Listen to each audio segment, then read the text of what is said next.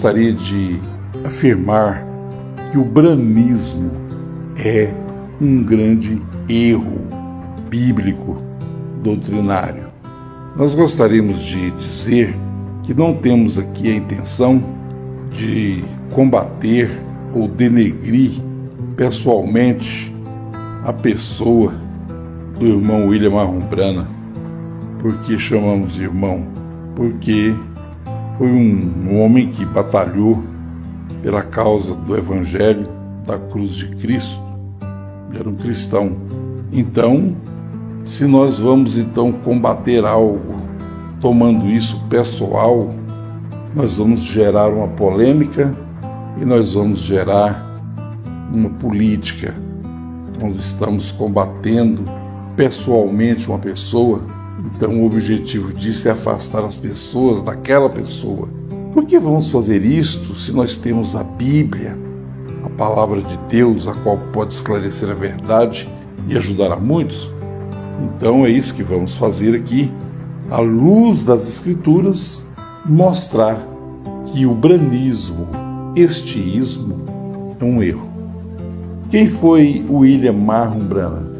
Foi um grande evangelista da década de 50, 60, embora começou a gravar as suas fitas, suas pregações já em 47, viveu no tempo de Billy Graham, Oral Roberts, T.L. Osborne e tantos outros grandes nomes de evangelistas, pregadores daquela década, homens que estavam sobre o comando, dos homens de negócios, os quais patrocinavam essas campanhas, grandes campanhas evangelísticas ao redor do mundo.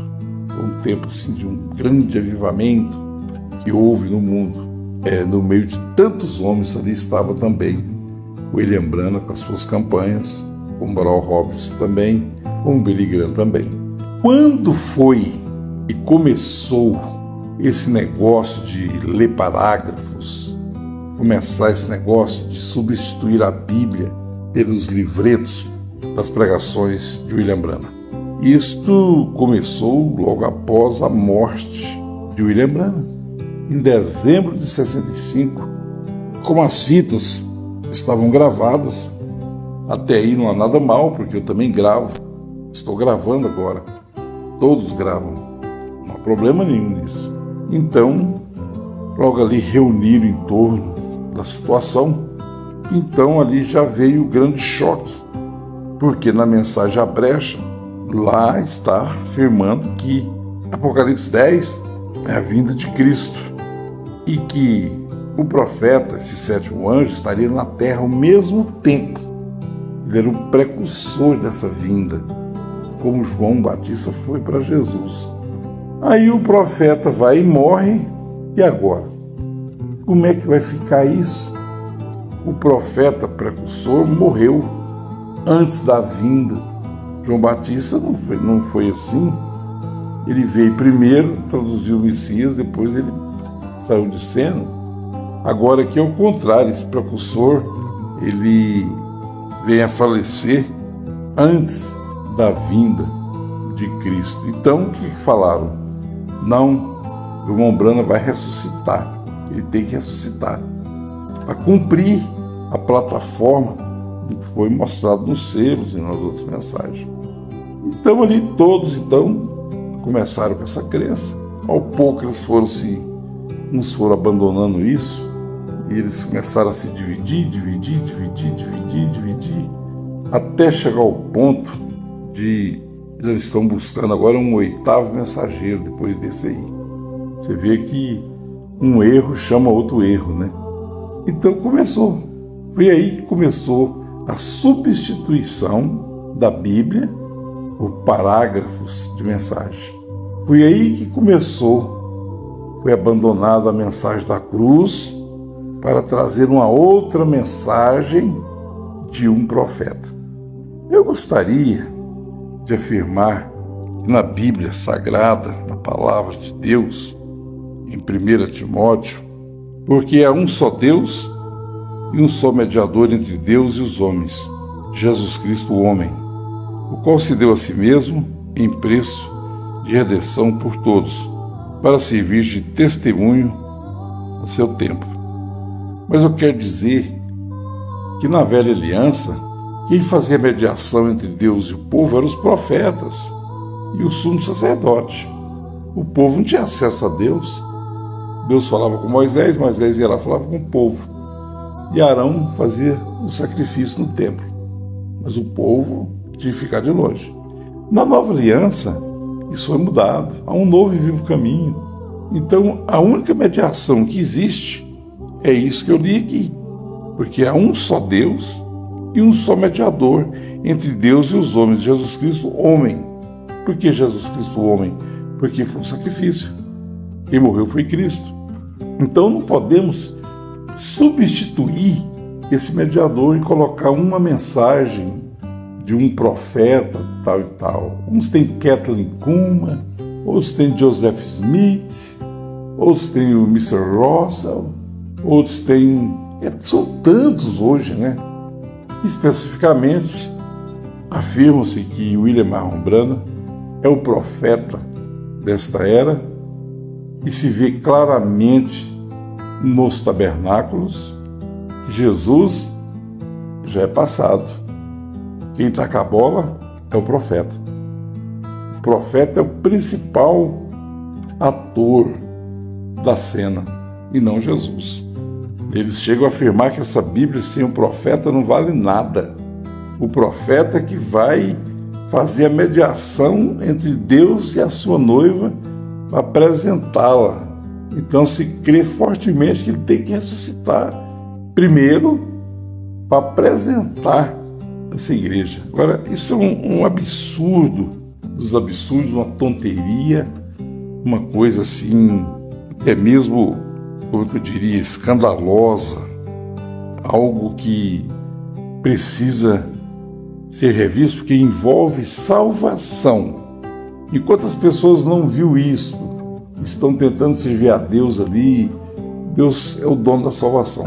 Agora, uma vez que isso é mostrado e as pessoas não querem receber, não querem ver, aí ele constitui pecado. Porque Jesus diz que o pecado é quando você não crê nele. Se você tem um outro, é como a mulher, né? Se ela tem entre ela e o marido, ela tem um outro amor, então ela está traindo esse marido. Bom, então agora vamos aqui aos pontos doutrinários. Primeiro eu quero fazer uma pergunta. O que foi pregado por William Marron Branham que já não havia sido pregado por outros antes? Tudo que foi pregado nas mensagens já havia sido pregado por outros pregadores antes dele. Não tem nada novo, não tem revelação de nada, isso já estava. Primeiro, está na Bíblia. Segundo, foram teses defendidas por homens do passado. Aí eles dizem, não, mas são os cabos soltos. Que cabos soltos? Esses cabos estão mesmo embaraçados. Essa é a grande verdade. É divisão e contenda por todos os lugares. E pastores ganhando dinheiro e vivendo sem trabalhar. Sustentando isso, é claro, é um negócio, né? Não vai querer perder lá a igreja dele, o campo dele que rende aí 20, 30 mil reais por mês. Vai. Estão lutando com unhas e dentes para sustentar isso. E combatendo aqueles que estão enxergando o erro e estão divulgando, estão sendo combatidos por eles. Mas o que foi pregado por William Marron Branham que não havia sido pregado antes? Vamos começar aqui, escatologicamente. A escatologia, que é o entendimento das profecias da Bíblia, ela tem várias linhas. Pré-milenialismo, pós-milenialismo, teologia reformada, preterismo completo, preterismo parcial, vários segmentos dentro da teologia. Qual foi o segmento que William Marron Branham abraçou como regra da fé? O dispensacionalismo pré-tribulacionista, pré-milenista, que é a visão escatológica das assembleias, das igrejas pentecostais, e hoje o impopular na maioria das igrejas. O que tem de novo nisso? O que tem de revelação nisso? Nada. Eu já sabia.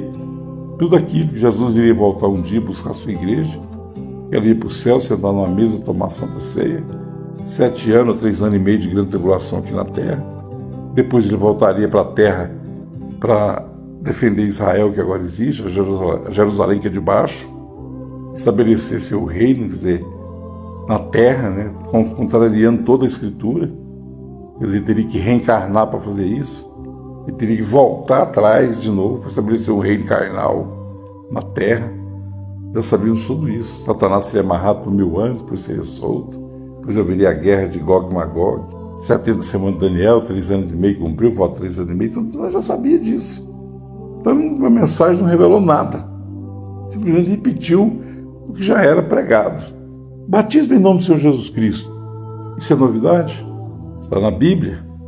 E a igreja do primeiro século, segundo a história, até o ano 325, batizava as pessoas por imersão nas águas em nome do Senhor Jesus Cristo. E no tempo da década de 50, de 60, ali já havia uma grande denominação pentecostal, chamada de Pentecostal Unida, nos Estados Unidos, unicistas pregando o batismo em nome do Senhor Jesus Cristo. Então, quer dizer, não há nada novo nisso aí. Predestinação, eleição da graça, segurança eterna, justificação, santificação, selo do Espírito Santo, teologia reformada. Isso começou com Lutero na Reforma. João Calvino foi o que mais impulsionou isso, Knox e tantos outros homens. Isso é chamado de teologia reformada. É uma visão sobre a doutrina da salvação muito precisa. Isso está na Bíblia também. Isso é o que tem para ser revelado aí? Nada. Já havia sido pregado antes. Semente da serpente também já havia sido pregado por 2 pregadores do passado, no século XVII e século XVIII. William Branham foi o terceiro a pregar isso. É algo novo? Algo fresquinho que veio? Não, já existia. Já existia. Então, enfim, o que foi pregado de especial que já não tinha seguidores disso? Já não tinha igreja seguindo essas doutrinas? Não há nada novo, não houve revelação de nada, simplesmente afirmação de muitas coisas que são verdades e outras não. Mas isso é assim mesmo, no meio cristão, com várias linhas, vários segmentos de entendimento, e aí se divide as denominações. Não houve nada novo que foi revelado, já tinha essas doutrinas, já estavam expostas. Agora vem a parte pior de tudo isso. Malaquias capítulo 4, versículos 5 e 6, onde afirma que Elias viria primeiro.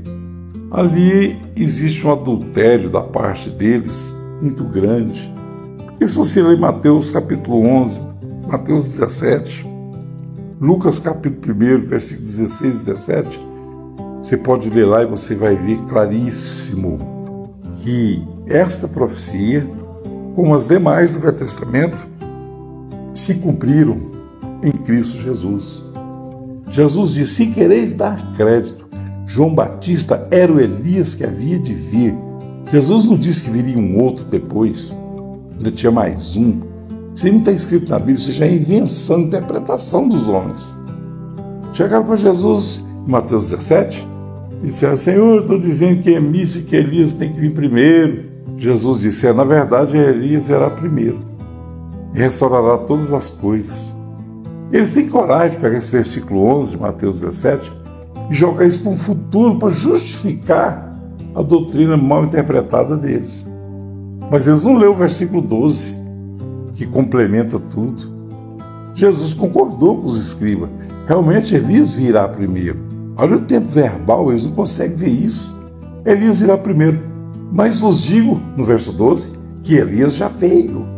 Então, se Elias já veio e a lei e os profetas duraram até João, como eles querem encaixar Elias, o tisbita, para a igreja gentia ou para a igreja da Nova Aliança? Esse negócio terminou ali. E quem pode dizer que fulano, ciclano ou beltrano é o 7º anjo de Apocalipse 10:7? É outra presunção, porque a Bíblia não diz. Tem um monte de homens que quer ser esse 7º anjo. Agora, quando você vai a Apocalipse 10, versículo 7, você faz uma pergunta para eles, eles não sabem que não lê a Bíblia. Ali não é o sétimo anjo tocando a trombeta, ele é um pré-anúncio, dizendo que nos dias da voz do sétimo anjo, o mistério de Deus se cumpriria. E Paulo, escrevendo aos Efésios, no capítulo 3, ele disse que esse mistério foi revelado aos santos profetas e apóstolos. Quando foi revelado? Ainda ali no primeiro século. O mistério foi consumado na cruz e ele voltou na forma de Espírito Santo para viver em sua igreja. Ali em Apocalipse 10, versículo 6, está debaixo do toque ainda da sexta trombeta. Porque a sétima trombeta só toca em Apocalipse 11, versículo 15. E tocou o sétimo anjo a sua trombeta e os reinos do mundo vieram a ser de seu Cristo. Agora, os futuristas estão mais perdidos que seguem um tiroteio. Porque esse mistério cumpriu lá no primeiro século, Paulo disse. O mistério de Deus se cumpriu quando ele volta na forma do Espírito Santo para viver em sua igreja. Quando a capa de Elias cai sobre a igreja, né? O próprio William Branham diz que a capa de Elias não cai sobre um homem, que ela cai sobre a igreja. E eles estão querendo colocar essa capa em um homem e fazer dele um mediador e um salvador. Isso é um erro gravíssimo. É um erro assim que, sendo trazido à consciência, envolve a salvação. Até que a pessoa não sabe, está tentando servir a Deus ali no tabernáculo, está tudo bem. Mas uma vez que essa luz é mostrada e a pessoa rejeita essa verdade, ele peca. Aí ele peca. Aí ele tem pecado. Jesus disse, pecado porque não crê em mim. Não existe outro mediador. Não tem Billy Graham, não tem Oral Roberts, não tem Kathleen Kuma, não tem Mr. Russell, não tem Pastor Ciclano, não tem Célio Pereira, não tem ninguém. O sacrifício do sangue derramado é a única mediação entre nós e Deus. E nesse corpo ele tem profetas no plural. Ele não tem só um profeta para a igreja. Até então nós estamos há mais de 20 séculos. Quantos profetas a igreja teve em cada século, em cada período? Ele tem pastores no plural. Ele não tem só um pastor. Ele tem apóstolos no plural. A uns Deus chamou para apóstolos, a outros para profetas. Um profeta é um pregador, é um anunciador da palavra de Deus. Então, por esse prisma, lembrando, foi um evangelista e um profeta. Mas Billy Graham também foi. Mas Oral Roberts também foi. E eu também sou. E você também é, porque ele tomou o livro, e nós comemos o livro e estamos reprofetizando isso de novo. Quando ele tomou o livro, ele fez da noiva, da igreja, esposa, sacerdote, rei, sacerdote e profeta. Apocalipse 22, 17 diz, Espírito e esposa diz o quê? Vem. O branismo é um erro que induz as pessoas a uma tremenda idolatria, colocando a pessoa de William Branham no lugar de Jesus, como um mediador, como um salvador. Se você não está na mensagem, você não creu na mensagem, você não creu na luz da hora, você não é noiva, você não é esposa, você não é salvo, você não está no rapto, você é, na verdade, semente da serpente. As pessoas podem te chamar do que elas quiserem, né? Você é o que você é diante de Deus, e não o que as pessoas querem que você seja. Então, essa palestra, ela visa mostrar esse grande erro doutrinário. E eu nem estou falando dos erros de outros ensinamentos, nos quais estão os futuristas, no que se refere à escatologia, no que se refere à vinda, à presença de Cristo. Nós já estamos lá na frente, enquanto eles estão esperando Cristo voltar para a terra para estabelecer o seu reino, nós já estamos reinando há muito tempo, desde o primeiro século, a igreja reina com Cristo. O reino de Deus tem vindo a nós, porque Jesus orando disse, venha a nós o teu reino. Isso que eu estou falando aqui é para ajudar, não é para denegrir. Eu não estou aqui dizendo que as mensagens são plágio de outras mensagens. Eu não estou aqui para dizer que profecia de tubarão nadando não se cumpriu, tomando isso de um lado político, de um lado assim, um carnal para combater. Eu não preciso fazer isso. Eu estou mostrando um grande erro que envolve e compromete a salvação. Porque isso é um erro. É a operação do erro. E Paulo diz para enganar, para que aquelas pessoas que não têm eleição não venham a crer na verdade. É uma operação do erro, um desvario, um desvio de doutrina.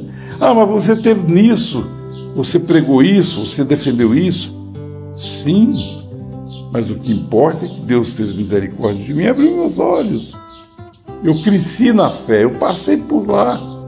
Eu amei as doutrinas que são bíblicas, batismo em nome do Senhor Jesus Cristo, a parte da teologia reformada que ele trouxe das igrejas tradicionais, muitas coisas boas, muitas palavras de fé, muitos testemunhos de cura divina, muita coisa boa.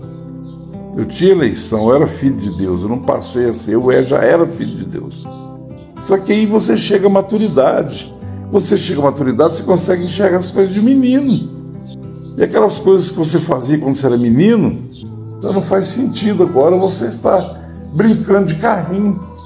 Um homem com 60 anos, brincando de carrinho. Nós já somos homens. Então, eu estou falando isso aqui para meus amados irmãos e amigos, enquanto é tempo. Na verdade, eu estou respondendo muitas afrontas e pessoas que estão confusas.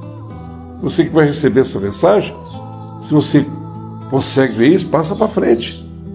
Não há outra mensagem que possa salvar. Jesus diz assim, em João capítulo 3, versículo parece que 14 e 15.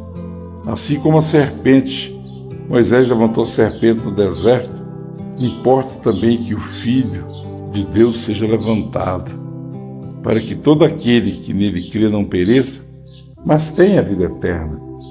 Ou Jesus falou que você tinha que crer num profeta, ou Jesus falou que você tinha que crer num pastor, ou você tinha que crer em algum irmão, ou que você tinha que crer na Santa Igreja fulano de tal. Não, ele disse que aquela serpente lá no deserto simbolizava ele. Quem pode olhar para Jesus, quem pode ver a palavra, é liberto da morte, do veneno da serpente que picou todos os homens ali no Jardim do Éden. E o tempo que nós temos aqui na carne, só tem um tempo, só uma coisa a fazer. Ou você olha para Jesus, ou você olha para a salvação, ou você será morto pelo veneno da serpente. E os homens não querem olhar. Os homens querem ficar com as suas mentes, os seus problemas, e não querem de maneira nenhuma aceitar a verdade. Jesus disse, não quereis vir a mim para terdes vida. Engordado em suas próprias concupiscências, pastores com bolso cheio de dinheiro, liderando pessoas pelo Brasil afora, coletando os dízimos, andando de caminhonete, vida boa, é claro. Eles não querem a verdade, porque a verdade vai pôr eles para trabalhar. A verdade vai esvaziar a igreja deles, por isso que eles não querem. Estão defendendo as suas torres, estão defendendo as suas próprias cidades. Saiam disso enquanto é tempo. Arrependam-se e creiam no Evangelho.